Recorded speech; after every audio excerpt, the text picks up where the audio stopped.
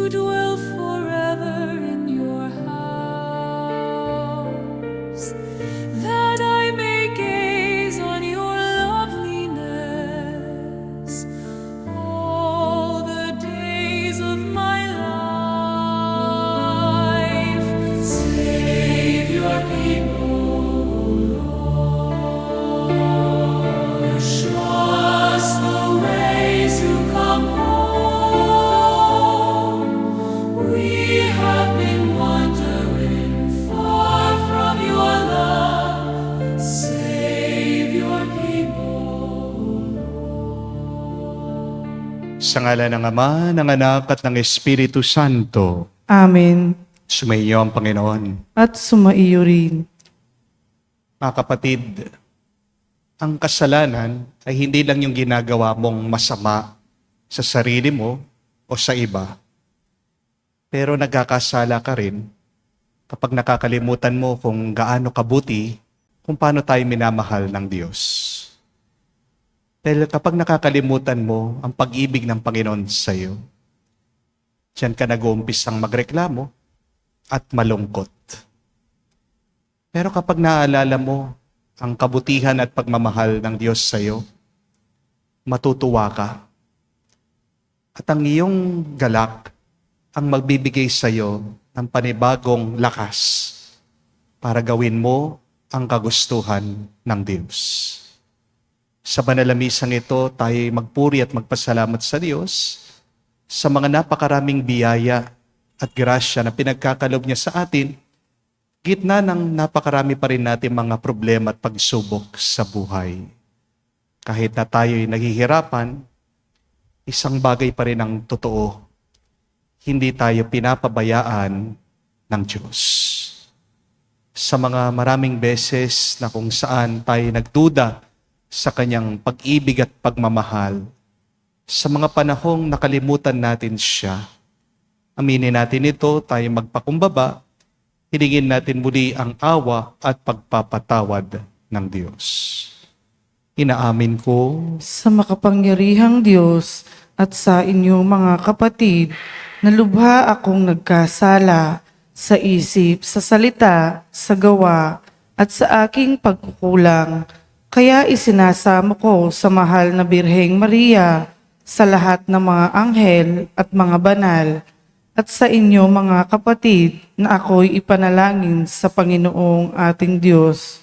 kaawaan tayo na makapangyarihang Diyos, patawarin tayo sa ating mga kasalanan, patnubayan tayo sa buhay na walang hanggan. Amen. Panginoon, kaawaan mo kami. Panginoon, kaawaan mo kami. Kristo, kaawaan mo kami. Kristo, kaawaan mo kami. Panginoon, kaawaan mo kami. Panginoon, kaawaan mo kami. Manalangin tayo. Ama naming makapangyarihan, ang mga mabubuti ay iyong ginagantimpalaan sa kanilang ginagawang kabutihan, at ang mga masama ay iyong binibigyan ng pagkakataong makapagbagong buhay. Kaawaan mo kaming sumasamo sa iyo upang ang pag-amin namin sa nagawang kasalanan ay magkamit para sa amin ang iyong kapatawaran. Sa pamagitan ni Jesucristo kasama ng Espiritu Santo, magpa sa walang hanggan. Amen.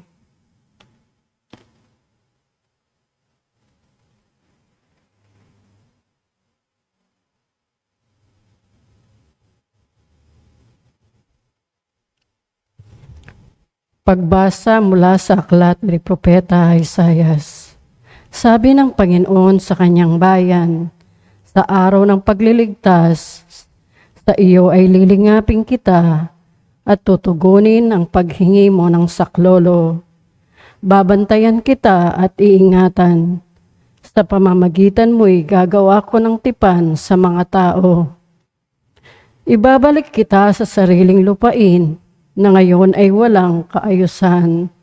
Palalayain ko ang nasa bilangguan at bibigyan ng liwanag ang nasa kadiliman. Sila'y matutulad sa mga tupang nanginginain sa magandang pastulan. Hindi sila magugutom ni mauuhaw. Hindi rin daranas na matinding init ng sikit ng araw at sa disyerto, sapagkat papatnubayan sila noong isa na nagmamaal sa kanila. Sila'y ihahatid niya sa bukal ng tubig. Gagawa ako ng lansangan sa gitna ng mga bundok, at ako'y maghahanda ng daan para siyang daanan ng aking bayan.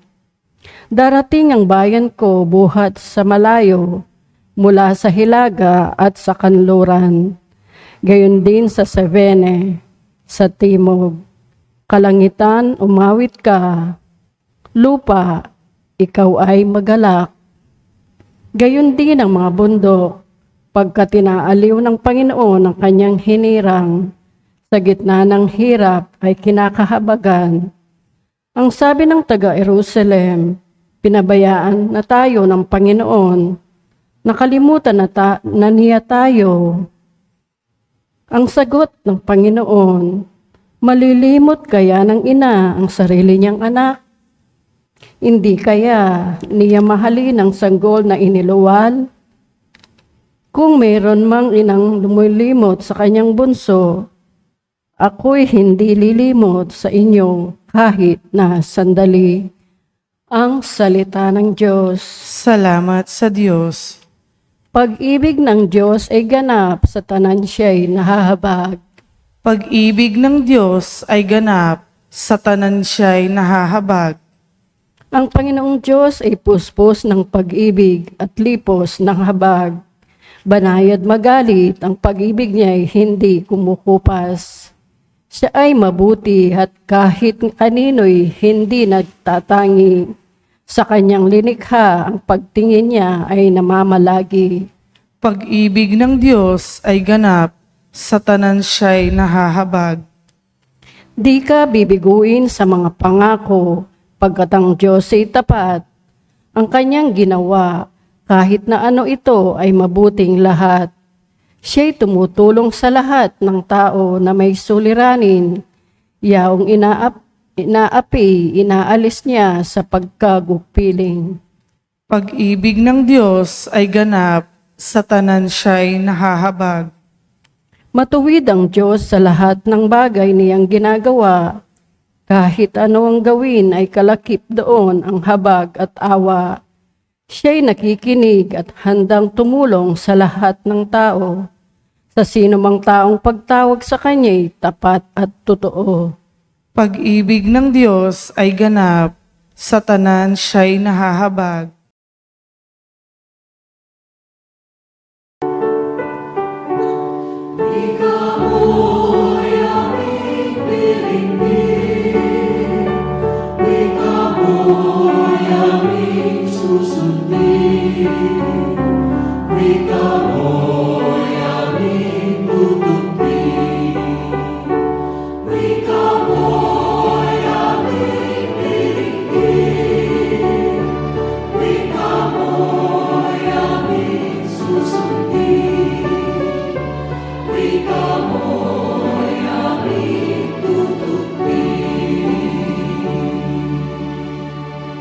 Pagkabuhay, ako't buhay, nabubuhay sa sinumang, ako'y pinanaligan, ay di mapapanaigan, ng kamatayan kailanman. Sumainyo ang Panginoon. At sumaiyo rin. Ang mabuting balita ng Panginoon ayon kay San Juan. Papuri sa iyo, Panginoon. Nung panong yon, sinabi ni Jesus sa mga Hudyo, ang aking ama'y patuloy sa paggawa at gayon din ako. Lalong pinagsikapan ng mga Hudyo na patayin siya sapagkat nilabag na niya ang batas tungkol sa araw ng pamamahinga, ay sinabi pa niya ang Diyos ang kanyang ama at sa gayoy pinapantay ang sarili sa Diyos. Kaya't sinabi sa kanila ni Jesus, dapat ninyong malaman na walang ginagawa ang anak sa kanyang sarili lamang. Ang ginagawa lamang niya ay nakikita niyang ginagawa ng ama. Ang ginagawa ng ama ay siya ring ginagawa ng anak. sapagkat minahal ng Ama ang anak at pinapakita sa anak ang lahat ng ginagawa niya.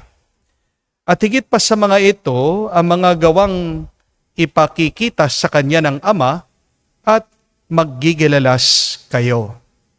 Kung paanong binuhay ng Ama ang mga patay, gayon din naman bubuhayin ng anak ang sinumang nais niyang buhayin. Hindi humahatol kanino man ang Ama, binigay niya sa anak ang buong kapangyarihang humatol upang parangalan ng lahat ang anak, tulad ng kanilang pagpaparangal sa Ama. Ang hindi nagpaparangal sa anak ay hindi nagpaparangal sa amang nagsugo sa anak. Sinasabi ko sa inyo, ang nakikinig sa aking salita at nananalig sa nagsugo sa akin ay may buhay na walang hanggan. Hindi na siya hahatulan, kundi inilipat na sa buhay mula sa kamatayan. Tandaan ninyo, darating ang panahon, ngayon na nga, na maririnig ng mga patay ang tinig ng anak ng Diyos, at ang makinig sa Kanya ay mabubuhay. Ang Ama ang may kapangyarihang magbigay buhay, at ang anak ay binigyan niya ng kapangyarihang magbigay buhay. Binigyan din siya ng kapangyarihang humatol sapagkat siya ang anak ng tao. Huwag ninyo itong pagtakhan, sapagkat darating ang oras na maririnig ng mga patay ang kanyang tinig. Sila'y muling mabubuhay at lalabas sa kinalilibingan nila. Lahat ng gumawa ng mabuti ay pagkakalooban ng buhay na walang hanggan, at lahat ng masama ay parurusahan. Wala akong ginagawa sa sarili ko lamang. Pumahatol ako ayon sa sinasabi sa akin ng Ama. Kaya't matuwid ang hatol ko.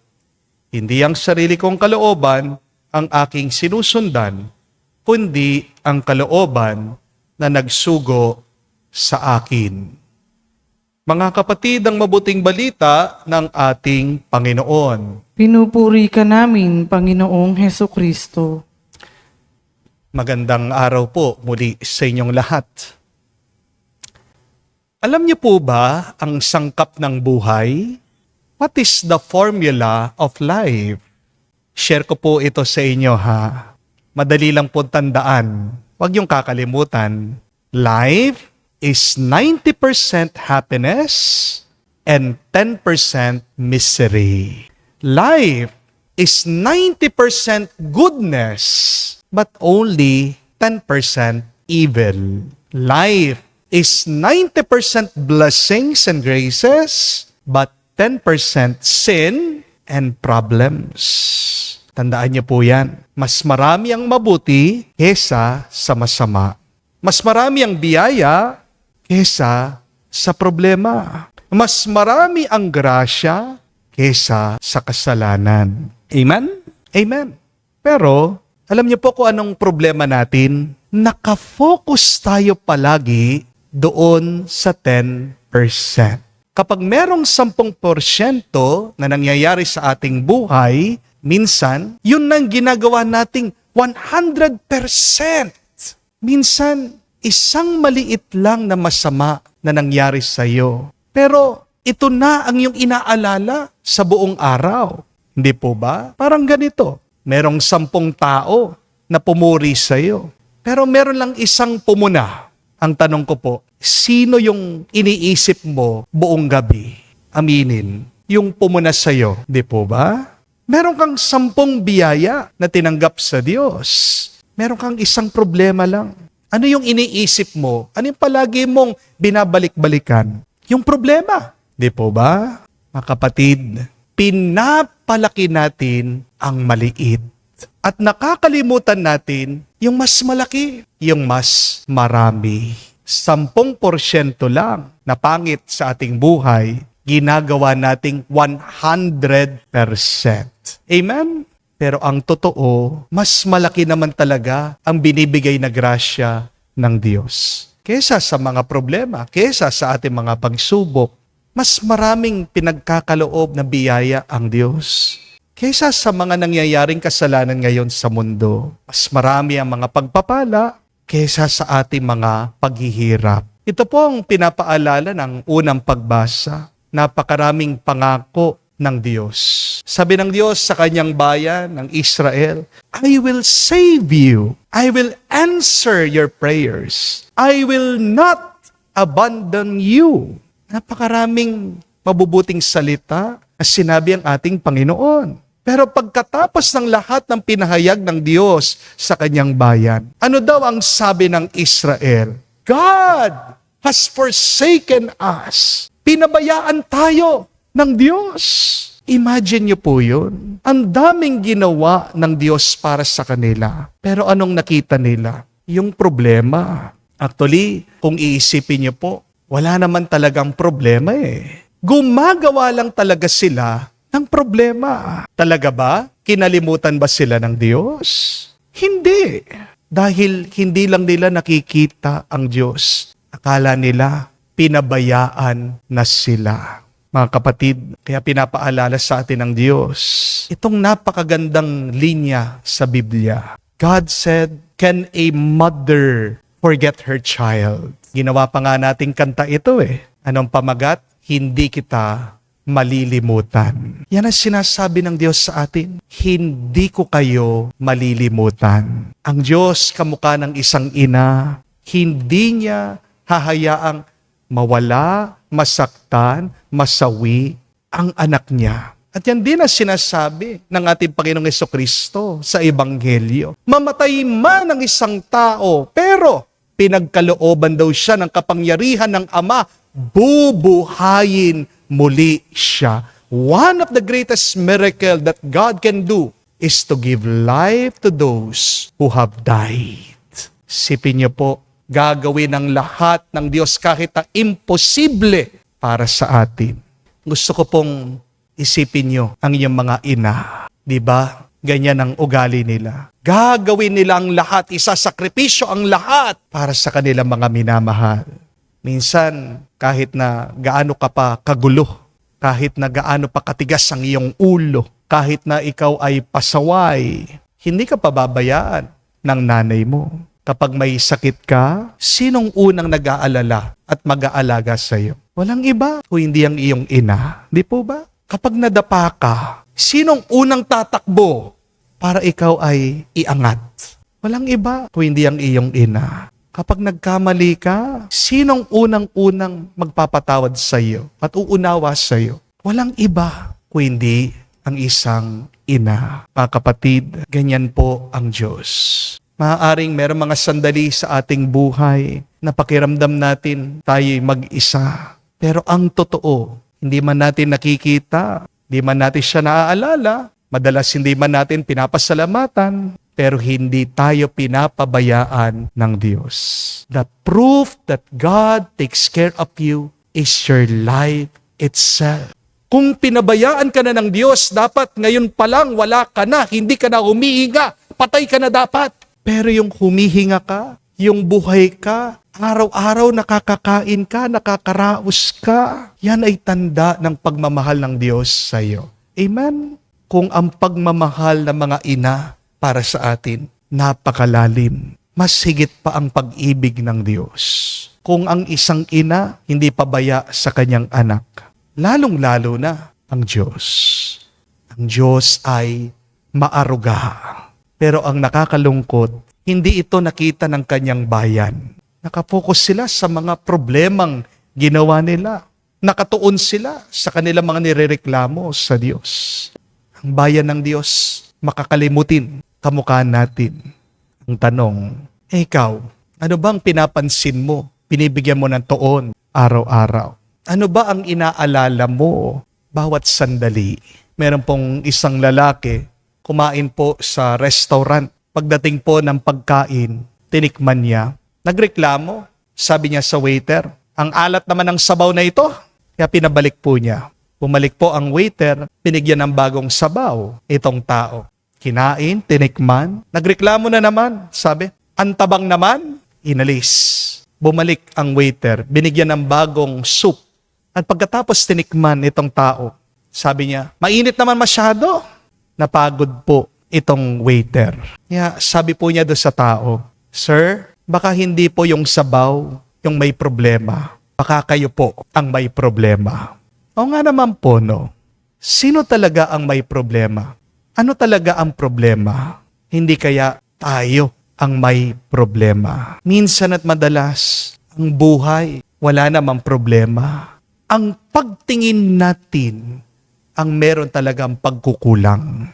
Kaya sa susunod po na mahihirapan tayo, mag-aalala tayo, malulungkot tayo, tanungin muna natin ang ating mga sarili. May problema ba talaga ako? O baka gumagawa lang ako ng problema? Sa susunod na bago ka magreklamo, kapatid, tanungin mo muna ang iyong sarili. Pinasalamatan mo na ba ang Diyos sa mga pagpapala niya? Dahil sa totoo lang, mas marami ang grasya kaysa sa problema. Mas marami ang kabutihan ng iyong buhay kaysa sa kasamaan. Mas marami ang pag-ibig ng Diyos kaysa sa ating mga kasalanan. Ang ganda nga po, balikan nyo yung pambungad nating panalangin kanina. Sabi, ang mga mabubuting tao ay ginagantimpalaan ng Diyos. Pero ang mga gumagawa ng masama ay binibigyan niya ng pagkakataong magbago. Ganyan kabuti ang Diyos. Hindi kanya agad parurusahan. Hindi niya agad aalisin ang iyong buhay dito sa mundo. Bibigyan ka ng maraming pagkakataon na magbalik loob sa Kanya. Yan ang malaking pagpapala na pinagkakalob ng Diyos sa atin. Kaya mula po ngayon, mga kapatid, huwag tayong mag-focus lang sa 10% ng buhay. Tingnan natin yung 90% na biyaya galing sa Diyos. Huwag mong susukatin ang buhay mo sa iyong mga problema. Sa halip, sukatin mo ang iyong buhay sa pag-ibig, sa biyaya, sa mga pagpapala na pinagkakalob ng Diyos sa iyo. At dito mo makikita, sa kabila ng lahat ng iyong mga problema at inaalala sa buhay, napakabuti pa rin ng Diyos. Sobra-sobra. Amen. Tumayo po tayo. Alay po natin sa Diyos ang ating mga dasal at panalangin. Habang nilalapit natin ang ating mga kahilingan sa dambana ng Diyos, hingin natin ang lakas at pananampalataya upang makasunod sa Kanyang kalooban. Ating sabihin, Panginoon, dinggin mo kami. Panginoon, dinggin mo kami. Ang simbahan naway maging gabay ng kanyang mga kasapi sa daan ng kabutihan at dalhin sila sa pag-ibig ng Diyos. Manalangin tayo sa Panginoon. Panginoon, dinggin mo kami. Atin nawang talikuran ang kasalanan ng buong puso at maging masunurin sa mga batas ng Diyos. Manalangin tayo sa Panginoon. Panginoon, dinggin mo kami. Ang lahat ng nagdaranas ng pagsubok at pag-uusig dahil sa kanilang pananampalataya, naway magtiyaga at magtiwala sa Diyos. Manalangin tayo sa Panginoon. Panginoon, dinggin mo kami. Sa katahimikan po ng ating puso, banggitin natin ang ating mga personal na pangangailangan. Ama naming nasa langit, tulungan mo kaming iawon ang aming sariling kalooban sa iyong kalooban upang makapamuhay kami sa paraang ninanais mo. Hinihiling namin ito sa pamagitan ni Kristo, aming Panginoon. Amen.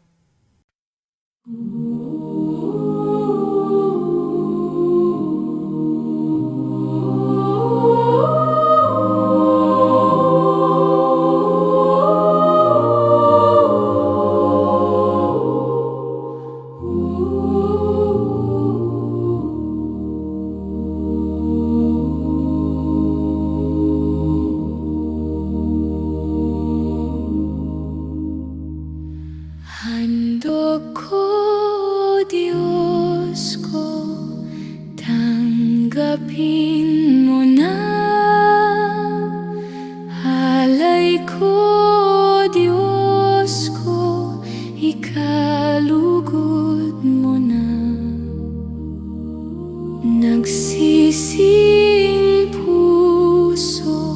nagpapakumbaba,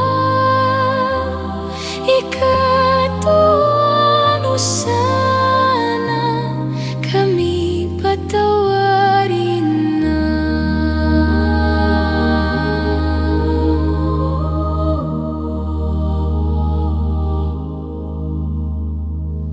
Alay na insenso, hindi ka masaya. Alay ng kataasan, hindi ka tangap-tangap. Handog na mahihirap, galing sa dukha. Sa'yo'y kaya-kaya, sa'yo'y katuwa-tuwa.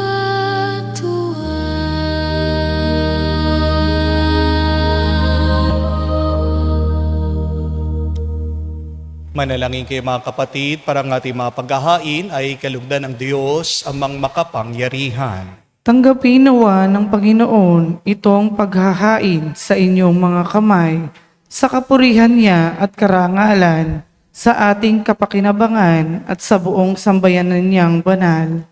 Ama naming lumikha, ang paghahaing ito naway maganap sa pagpapatawad ng mga kasalanan, sa pagkakamit namin ng bagong buhay at kaligtasan. Sa pamamagitan ni Jesucristo kasama ng Espiritu Santo, magpa sa walang hanggan. Amen. Sumainyo ang Panginoon. At sumaiyo rin, Itaas sa Diyos inyong mga puso at diwa. itinaas na namin sa Panginoon. Pasalamatan natin ang Panginoong ating Diyos. Marapat na siya ay pasalamatan. Ama naming makapangyarihan, tunay nga marapat ikaw ang aming pasalamatan. Sa pamagitan ni Jesucristo na aming Panginoon, sa pagbabakas sakali mong kami bubuti, sinugo mo si Jesucristo upang pangunahan kami bilang pagsunod sa iyong atas na bigay. Pinahayag ng iyong anak ang iyong kalooban, na mga apit dukha ay kanyang damayan. Ngayon ay iyong inihahandog ang pagkakataong aming maisaloob ang kanyang ganap at kusang paglilingkod, upang sa iyo'y lagi kaming makasunod. Kaya kaisa ng mga anghel nagsisiawit ng papuri sa iyo, nang walang humpay sa kalangitan. Kami nagbubunyi sa iyong kadakilaan.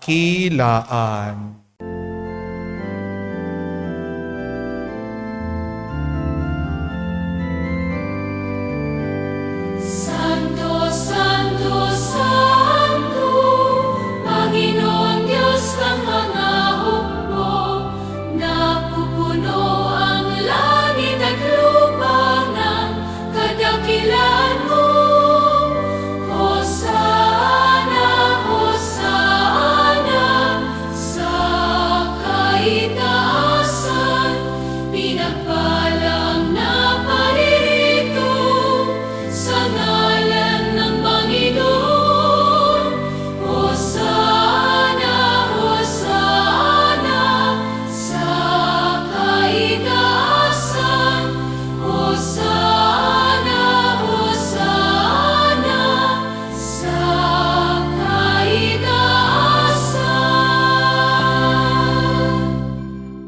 Ama naming banal, ikaw ang bukal ng tanang kabanalan. Kaya't sa pamagitan ng iyong Espiritu, gawin mong banal ang mga kaloob na ito, upang para sa amin, maging katawan at dugo ng aming Panginoong Heso Kristo. Bago niya pinagtiis ang kusang loob na maging handog, hinawakan niyang tinapay, pinasalamatan kanya. Pinaghati-hati niya iyon, inabot sa kanyang malagad at sinabi, tanggapin ninyong lahat ito at kanin. Ito ang aking katawan, na ihahandog para sa inyo.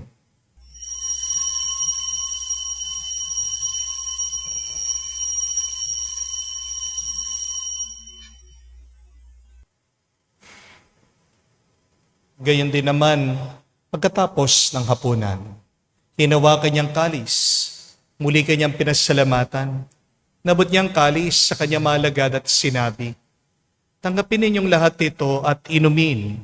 Ito ang kalis ng aking dugo, ng bago at walang hanggang tipan. Ang aking dugo na ibubuhos para sa inyo at para sa lahat, sa pagpapatawad ng mga kasalanan. Gawin ninyo ito sa pag-alaala sa akin.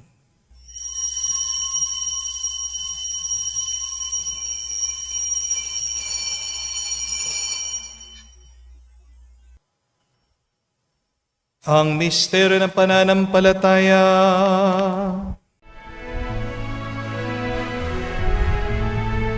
Sa krus mo at pagkabuhay, kami natubos mong tunay. Oong Jesus, naming mahal, iligtas mo kaming tanan, ngayon at magpakailanman. Ama, ginagawa namin ngayon ang pag-alaala sa pagkamatay muling pagkabuhay ng iyong anak. Kaya tiniyalay namin sa iyo ang tinapay nagbibigay buhay at ang kalis na nagkakaloob ng kaligtasan. Kami nagpapasalamat dahil kami yung minarapat na tumayo sa harap mo para maglingkod sa iyo. Sinasamo namin kami magsalo-salo sa katawan at dugo ni Kristo ay mabuklod sa pagkakaisa sa pamagitan ng Espiritu Santo. Ama, lingapin mong iyong simbahan, laganap sa buong daigdig. Puspusin mo kami sa pag-ibig. Kaisa ni Leon ang aming Santo Papa, si Florentino aming Arsobispo, at ng Tanang Kaparian. Alalahanin mo rin ang aming mga kapatid na nahimlay. May pag-asang sila'y muling mabubuhay. Gayon din naman lahat ng mga pumanaw. Kawan mo't sila't patuloyin sa iyong kaliwanagan. Kawan mo't pagindapatin kaming lahat, makasalo sa iyong buhay na walang wakas. Kaisa na mahal na Birhen Maria, Ina ng Diyos. Kaisa ni San Jose ang kanyang malwalhating esposo. Kaisa ng mga apostol at lahat ng mga banal na namuhay dito sa daigdig na kalugod-lugod sa iyo. May pagdiwang nawa namin ang pagpupuri sa ikararangal mo sa pamagitan ng iyong anak, aming Panginoong Hesukristo. Sa pamamagitan ni Kristo, kasama niya at sa Kanya, ang lahat ng parangal at papuri ay sa iyo, Diyos Ama, makapangyarihan, kasama ng Espiritu Santo, magpasawalang hanggan.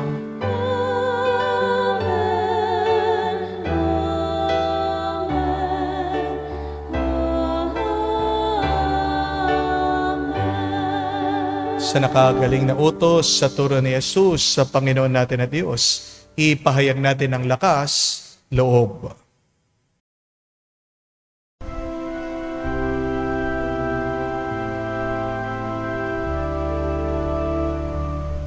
Ama namin, sumasalangit ka, sambahin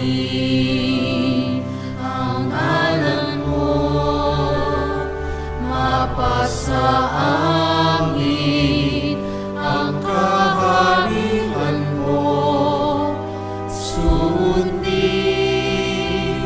ang loob mo dito sa lupa, para nang sa langit. Bigyan mo kami ngayon ng aming kakanin sa araw-araw, at patawarin mo kami sa aming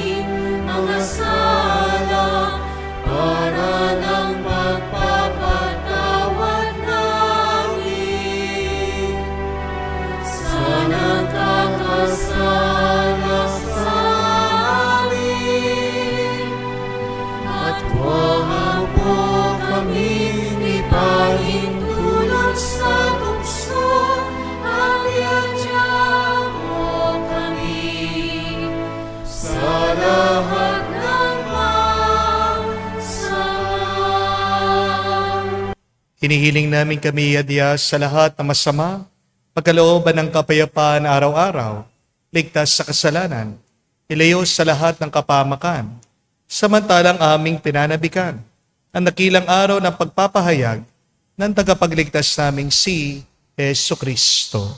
Sapagkat iyo ang kaharian at ang kapangyarihan at ang kapurihan magpakailanman. Amen. Panginoong Jesucristo, sinabi mo sa mga apostol, kapayapaan ang iniwan ko sa inyo, ang aking kapayapaan binibigay ko sa inyo. Tungayan mo ang aming pananampalataya. Huwag ang aming pagkakasala. Pagkalooban mo kami ng kapayapaan at pagkakaisa ayon sa iyong kalooban, kasama ng Espiritu Santo magpa sa walang hanggan. Amen. Kapayapaan ng Panginoon ay laging sumainyo. At sumaiyo rin. Magbigayan po tayo ng kapayapaan sa bawat isa. Piso niyo po, kapayapaan po sa inyong lahat.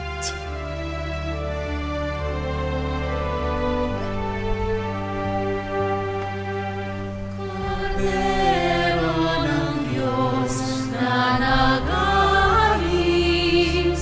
ng mga kasalanan ng sanlibutan, maawa ka sa amin. Maawa ka sa amin. Cordero ng Diyos na nag-aalis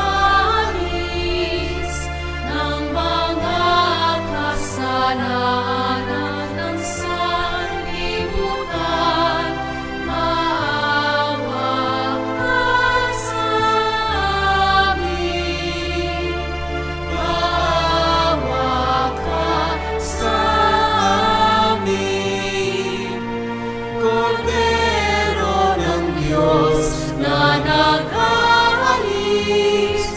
ng mga kasalanan ng sanlibutan, ipagkaloob mo sa amin ang kapayapaan. Mga kapatid, naririto ang ating Panginoong Jesucristo, ang Kordero ng Diyos. Siya nag-aalis sa mga kasalanan ng sanlibutan. Mapalad tayong lumalapit sa piging ng Kordero. Panginoon, hindi ako karapat-dapat na magpatuloy sa iyo, ngunit sa isang salita mo lamang ay gagaling na ako.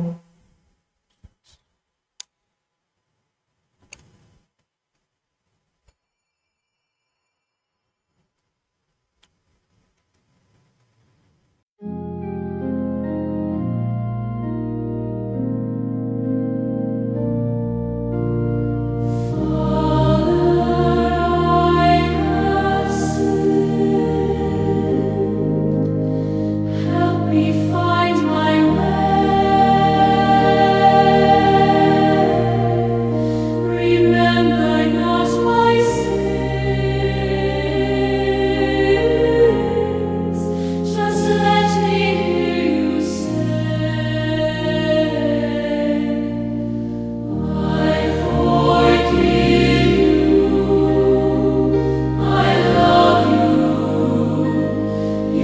are mine.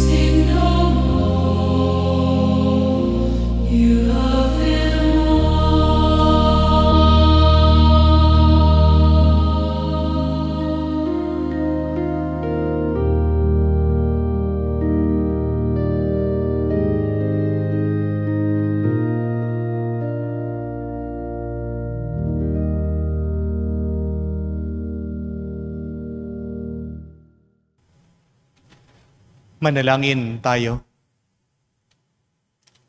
Ama namin mapagmahal, sa pagtanggap namin ng banal na pakikinabang, huwag mong paintulot na kami maparusahan ng iyong dinulot para sa aming kagalingan.